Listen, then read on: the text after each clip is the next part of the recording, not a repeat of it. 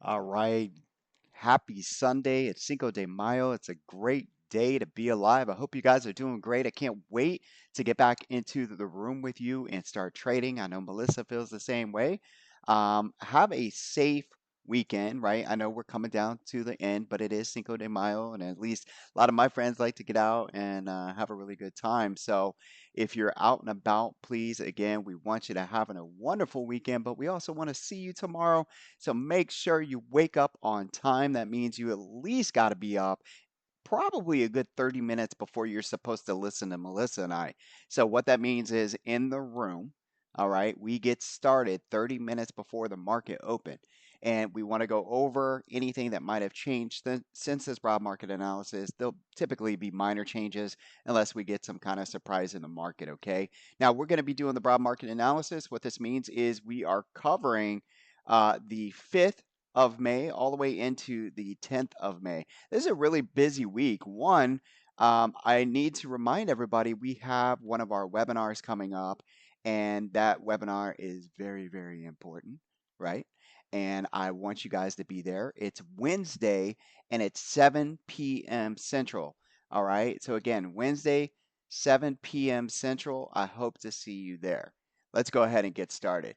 So, this is the room, and we're getting a lot of people in. Matter of fact, there's a ton of people in here, and it's very important that we kind of make sure that you know where to go for the information. So when you first get here, we want to welcome you, all right? And then we want to make sure that you understand what API alerts mean. So go ahead and click on that so you can understand exactly what our alerts are. They're coming straight from our brokerage, straight to you within milliseconds. And again, that is for transparency. Then we have Melissa Swing and Watch Trades. We have ES, NASDAQ, the YM, and RTY futures. This is updated every night. All right. And so you can see in here, we have our new plans going into this week. We have new demand zones. We have new supply zones. We'll talk about that here a little bit later. And if you're new to Trendy, check out this tab. This is really important. This is our schedule, and this is my 2024 outlook. This thing has been absolutely spot on. And what's cool about it, it really shows you the edge that I am teaching you, how we put these charts together in December, and we're able to tell you where the market would go, where it would pull back, even though we didn't have any clue, right? Of using, what I'm saying is, we're not using any sort of news or any catalyst out there. We are 100% using technical analysis, and I teach you this so that you can also learn this as well. So it's really exciting. Over here, educational videos. This is really important. Please click there. All right. Educational videos. We keep getting the question, hey, how do you do this or how do you do that? It's all going to be in here. And if it's not there, go check out my YouTube page. You guys should know where my YouTube page is, right? All right. Then BMA. This is where it all comes down to my weekly analysis. It's really important. It stands for broad market analysis. Okay. And then we have the morning trend and the watches. So boom, here we are. It's BMA. Let's get started, get this out of the way. All right. So this week's major U.S. economic reports and Fed speakers. All right. And really, that's the tone for this week. There's a lot of Fed heads talking again. And we start that off with Monday. You can see a couple people here speaking at 12:50 and then 1 o'clock. And again, these are Eastern times here. And then on Tuesday, we have consumer credit.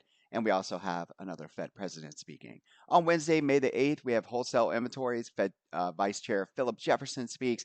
Boston Fed President Susan speaks. Fed Governor Cook speaks. You get the point. It's all a bunch of noise. Over here on Thursday, May the 9th, we got some initial jobless claims coming in. Again, these are things that could cause volatility in the market. I want you to be aware of them, but also note that we're always going to have our zones before the news. The zone or the news is a catalyst that pushes price into those zones. We teach you how to trade those zones. Friday, May the 10th, again, more Fed Governor Michelle Bowman is speaking. Consumer sentiment, Chicago Fed President Goolsbee speaks. Fed Vice Chair to Fed Vice Chair Michael Barr. There we go, Michael Barr. And then monthly U.S. federal budget. Then check this out. This is actually really important to know because if you have any names that are synced with another name, there could be some sort of move in your stock. And what I mean is, for example, like Disney, right? This might come out of left field. They might say that, and I'm just giving you an example, that their subscriber growth has grown 30%, right? Well, what does that mean for Netflix, right? So if you're holding Netflix, maybe Netflix is losing the battle there and Netflix goes down. So always be aware of what's coming out in earnings. Now, I underline all the names that I really like, and I have to tell you guys, there's a lot of names that I'm interested in for this week. Some of my favorite names, this was my top pick for 2024. It hit our target. It's pulled back since then. I'm a huge fan of Celsius. Palantir is up. Hims, huge move back. We'll be talking about this in the room this week. This will be important because, listen, I don't care about the drama. All right. The company actually does pretty well. And if you're a man, you know what they sell. They sell all the goodies, right? So is price coming back into a demand zone? And so I think you would want to know that. And tomorrow after the close, they are coming or they will be having their earnings. So I can't wait to see what happens here. And again, we'll be covering that tomorrow. So I look forward to that. Datadog, Crocs, right? Don't judge a man unless you walk in his shoes unless he wears Crocs. Just kidding. But seriously, these this company is doing really well as well. And so I like to see, how they're doing. And being here on the water, I have to tell you, people love Crocs, and it's just one of those things. All right. Moving on, Upstart, there's a name from the past. And then I noticed a lot of EV names in here this week as well. That could have an impact on Tesla. Who knows, right? So they tend to kind of like feed off of each other. So be aware that that company is also. Toast, this is one that I'm interested in. Uber, right? Great name, great chart. Things look great. Shopify, this thing has absolutely been dead this year, in my opinion, and just cannot get going. I actually hold a position in it right now. I'm up on it, but I have rolled that from a previous position, and that position wasn't doing so great. I'm actually pretty shocked how dead this thing has been compared to some of the other names out there. But overall, I'm very interested to see how they perform on their earnings. Robinhood, Airbnb. What else? Afram, AMC if you're into that. Beyond Meat if you're not, if you don't like meat, right? Might be interested in this stock. The Trade Desk, Duolingo, right? I use this app. I love that. RBLX, is this thing still around? Just kidding. If anybody's in it, I haven't looked at it in forever. Uh, Mara, right? Mara. So Mara, I'm pretty sure that they are being pushed. Give me 1 second here. I just need to verify this really quick. All right. And what I'm looking for, they are going to be Mara being added on May the 8th, guys, to the Dow Jones. This is huge. This is huge. I mean, typically this thing is going to run. So already I'm gonna tell you, we're gonna be looking at some hymns. We're gonna be looking at Mara. I can't wait. And with we also have crypto that came into some support. So crypto names are on my watch list this week. Here's another one, Blink, right? Charging stations. Again, this kind of gives me insight. I always liked this company, and I thought like maybe they could be a buyout. Somebody could buy these guys out. I don't, again, that's just my own opinion. They took a big hit, but I'm just interested in them, so I underlined them. Let's go ahead and move on. So last week's neutral results, they were great. The levels are always great, and if you remember, I said that we could be looking for that bounce. We got the bounce. Where do I like the bounce? At target 2, and that's exactly where it came into, and this is exactly where the market bounced. Now, it did hit T1. It's kind of hard to see there, but we did hit T1 to the tick and pulled back, and that's important. And then over here, same thing. We came into target 2. The Qs went bid. Buyer stepped in just like I expected. And they were just a little bit above T1. T1 as in target 1. Now, the thing that changes here is that um, I like this overall neutral strategy for this week as well. So we are going to use the same exact um, numbers, okay? And basically, what I want to tell you, just kind of give you some feedback on this, since it's not a pure chart per se. we are using the same levels is now when we're, for example, if we're caught between two levels, then this is support. This is going to be resistance. Basically, you're just kind of neutral between two lines here.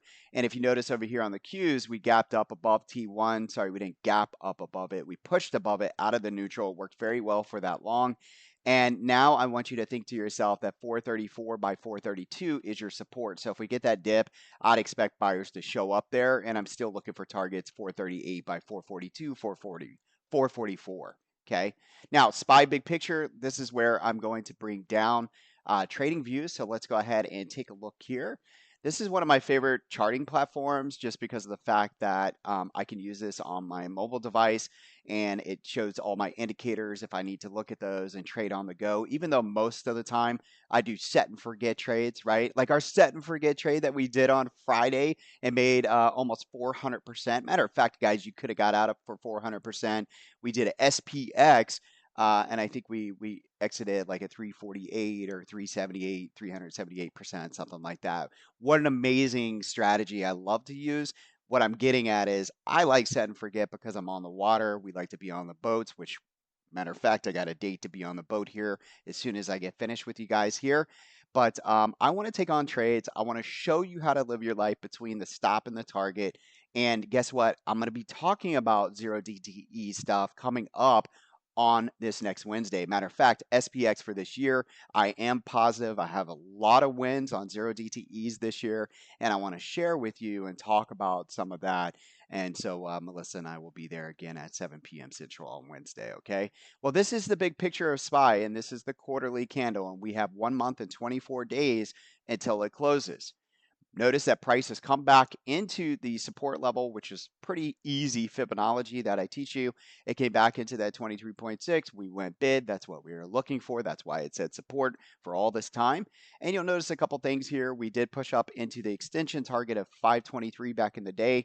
That's where we pulled back. So we really, from a quarterly perspective, these levels are super important. This 523 and this 497. Basically, from a big picture view, this is neutral. Basically, between there and there, it's all neutral. Anything between there, we're looking at smaller time frames to trade, okay? So the quarter candle looking strong. Bulls need above 513 though. This would put price above the 618 of the drop. If you don't know what that means, come into the room. It's $7 to join us, guys. $7. And I believe it's still the 30-day that you're getting for $7, which is absolutely insane. The weekly is now an inside and up. Now that's really important. I'll show you that on the ES futures here shortly, okay? Now, let's go ahead and go into the Qs. Triple Qs just like that. Again, the quarter candle is looking much stronger now. Price is now resting at the 618 from the all-time high to the pivot low. Again, I'll show you that here in a few. And bulls, you need above 436. You're currently sitting at 435, so not too far away. The weekly, sorry, that's supposed to say the weekly is now an inside and up formation as well, which is really, really important. All right. So what's the next thing we're going to move to? Let me move this over here. I'm going to move this out of the way. And then we are going to take a look at one of the most important things, and I think that is the dollar. We've been all over this thing. It's really important to understand how this baby works, where it's going to go or reject, and where it's going to find support. Can really give you insight to what we expect in the market, right? So again, it's pretty straightforward. The dollar hits most of the time, okay? I should say like 90% of the time. It's like if this thing is rejecting, then we're looking for the market to go up. All right. If it's bullish and it's starting to move up, we're looking for the market to come in, kind of go sideways and or down. So what happened? Well, the 88.7 right here on this level. And right behind that, we had the trendy edge. So if I take these fibs off, and we look at it from this perspective, we were all over this, guys, since Orlando, since October of last year, when most people were super bearish. We were super bullish in the market. I just feel fantastic about the coaching, right? I just really do. I feel like we just are all over it. And so what am I looking for this week? So again, boom, we reject at supply. I'm looking for the market to go bid. Again, that was in October, and you can see that there.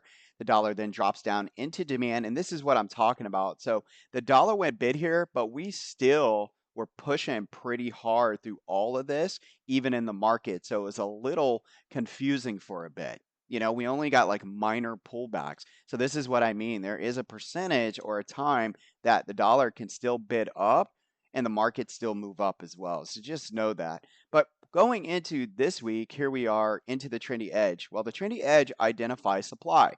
It's identifying supply over here from almost a year ago. Okay. So when the dollar was coming up here and everybody was starting to get scared over the last 3 weeks, we just kept it really simple. Listen, if the dollar can't get over this level, then I want you to think about the market is going to go bid again. And that's exactly what it's done. It rejected here. And this is my 2 cents going into this week. We still have a lot of earnings, and I try not to get overly biased when we're into earnings because there's just so much out there, and people are more or less not looking to crash the market or to most of the time not to go to all-time highs. So we're just kind of choppy to up right now, right? Especially with the dollar rejecting here. Well, if you look closely, the dollar actually came into a little bit of demand and it came into a cloud.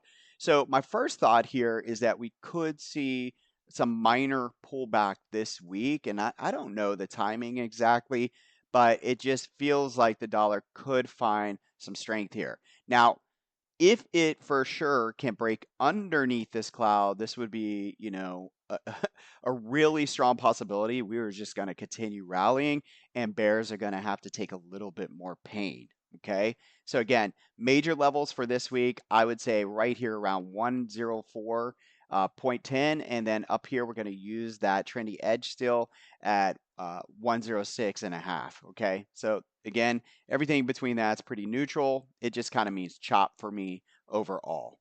Okay. Next thing I'm going to be looking at is the TNX, which is the 10-year Treasury. Let's take a look there. And guys, real fast, please hit the like on this video. If you like this content, you like what you're seeing every week, please hit that like. I really appreciate you. And that kind of lets me know that you also appreciate the content. All right, so again, 10-year Treasury, man, all over this as well. When everybody's starting to get scared, we said, hey, we're in supply. We could drop at any time. I said, lower that time frame. And if you went over to a 4 hour, you could see that we were getting topping wicks right around the trendy edge where we expected to pull back. Then guess what? 10-year Treasury pulls back. We've gone from green to white to red on the candles. And I see some demand down here around 4.4 to 4.18. It is possible that we're going to see the 10-year continue to move down into this demand zone. Now, there was a wick, if you will, a nice little push here that shows me that, hey, maybe, it is bullish right here, but look how we're underneath the cloud. Until we can get back above that cloud, which is about 4.61, all right. I would say, caution over that. But until then, even if we bounce here, I think we're headed down into this green box. All right. And that's my analysis there on the 10-year. Let's go ahead and move down to the skew. So the skew is still sitting right at that crucial level that we go over every single week. This says protect risk off, but notice right here it says buy calls 5 to 10 days out. So when we come in here, we're looking to buy those calls 5 to 10 days out. And we hit that a couple days ago. We did really good in the market. Matter of fact, between Melissa and I, we just had a stellar week. It was really, really fun. And I hope you guys are enjoying that as well. So what's interesting though with the skew, I felt like the market was bullish, but I think that's because we were kind of all over it. And when I think about other sentiment that I've seen out there, a lot of traders thought last week was hard, and I'm not saying it wasn't hard. Even though Melissa had a 12 trades and 12 wins, 100%, and I think I was around 90+% on my win rate. We kind of made it seem like it was easy, but I swear to you, I don't think it was. But and I'm feeling that sentiment out there that people aren't really buying the idea that the market is going to continue up. One, because of the skew number, but again, right here is exactly where a lot of line in the sands are drawn, and people start to fear here. But if we go back 1 year, my data suggests that we are going to push from this level. It's not until I start to see more than 2 weeks close under this level that I believe we're headed down to what I would call extreme fear. All right. Until we get there, um, for right now, I say the market's going to bounce. You're looking at calls 5 to 10 days out. And again, this did start last week, and I talked about that. So if you followed this, you did really, really well, maybe just like us. Okay. Let's go ahead and move down. Fear and greed index is at 40. Now, this is where it starts to get interesting. Okay. Let me see. Why is that not? Oh, there we go. Yeah, let's go right here. This is where it starts to get interesting. Again, I think I'm getting my own sentiment or my own, I guess, success last week and Melissa's success kind of mixed up here. And because I feel like it wasn't that we had a good week, this was hard for me when I first saw this. I'm like, really? We dropped 2 points. So people were actually more scared this past week. And so this is showing me that participants are actually protecting themselves and not necessarily drinking the Kool-Aid. They don't think that the market's going to continue up here. Okay. Let's go ahead and move down. This is where it gets really good for me. Futures, guys. Even if you don't trade futures, do not stop the video here. Understand that you could trade the SPY off of my chart and you can trade the SPX off of my chart as well. Okay, that means options, equity, whatever. We had this chart several weeks ago. We already had the buy zone that we identified here. We waited for price to come in here. It flushed it a little bit, but that's exactly what we teach. And then we went bid. Now, what's really cool about this week is that we are now inside and up. Nice hammer candle here. And guess what? We're also above that cloud, that 9 EMA. We're also above the 50, but we're still not above the 618. Now, what does that mean? You heard me reference that a little bit earlier. All I'm doing is taking these pivots here. I'm using good old Fibonacci that I teach. And what I'm saying is those 3 weeks down are still not broken. We're still in a downtrend, but it's still fun, right? We're still making money here, but we're still in a downtrend until we can close up above this 51.93 level. Okay, very, very important for you to understand that. Now, these, what I annotated here is expect chop between these two levels. Once we get above here, we have a trend change, and then resistance is definitely going to come in between the 76 and the 88.7 here. Okay. Daily, this is where you take these levels, and we have buy triggers, we have resistance, and we have a short trigger. When you're in the room, you'll understand how to take trades off of these. We use smaller time frames, and we look for a couple different signals to get long or short off of these levels. Okay, everything's looking pretty good. Kind of broke out of that channel, back now above the cloud on the daily. Still red candles, not the greatest yet, but starting to build a little momentum. Now, I do suspect with that fear and maybe another start of the week up, people will start to feel pretty euphoric around the resistance and the trigger levels. This is pretty common with retail traders. Bigger money is lined up down here, so we're already making money, and you're looking at trimming as we come up into these areas. That's the idea. Okay. Now, again, that cloud is going to serve as support, so just note where it is on the chart. Coming in here, we have the 4-hour chart. You're going to notice that I put on here ACDC equals ME. This is one of our trade setups that we do specifically here at Trendy Trading. I wanted to also show you that we have selling pressure over here. So these lines are coming from that selling pressure. These are areas where you'd want to trim if we continue to move up here. Now, my overall target is 52.89 with this specific setup, and this setup is voided if prices close under 5,100 this week. All right, so under 5,100, you have about a 61 grace period, if you would, a little cushion there. But that is the overall process. Accelerator, decelerator equals ME, and that level is 52.89. Okay. All right, moving on. Let's go ahead and come over here to the NASDAQ. All right, and we're going to go over to the weekly. This is going to look a lot like your other chart because we found a demand zone. It worked well. We knew to be bullish in the market. Market pushed up. You can notice here that we're actually a little bit closer to the 618. And, you know, the Qs, the NASDAQ are usually leading in the market. And, well, we're closer to the 618 here. Bulls, you need above 18,000. Let's just say 18,100. That's the level you need. Expect chop if we pull back. Basically, your line in the sands for this week are these two levels here, 17,908 and that 18,096 from a weekly perspective. Again, this is also going weekly inside and up. That's a great sign that we are most likely headed up to the inside and down, which comes at or around 18,523. Timing is the variable. I do expect this to be a resistance and rejection in this area at the 618. So that might be where those couple days come in where we pull back. And there's some signs, as I was saying, looking at the dollar could bounce, the TNX could bounce, and we're close to basically this very important level in the ES and the NASDAQ, which is your 618. Moving on, this is going to be your daily triggers. Again, resistance, short triggers, long triggers, they're all there. Please take note of them. If you have any questions, reach out to me. And then as we move on, 4 hour, this is going to be an ACDC as well. ACDC equals ME. Overall, my target is 18,433 based off of this setup, and it is voided if we close under 17,680. Okay.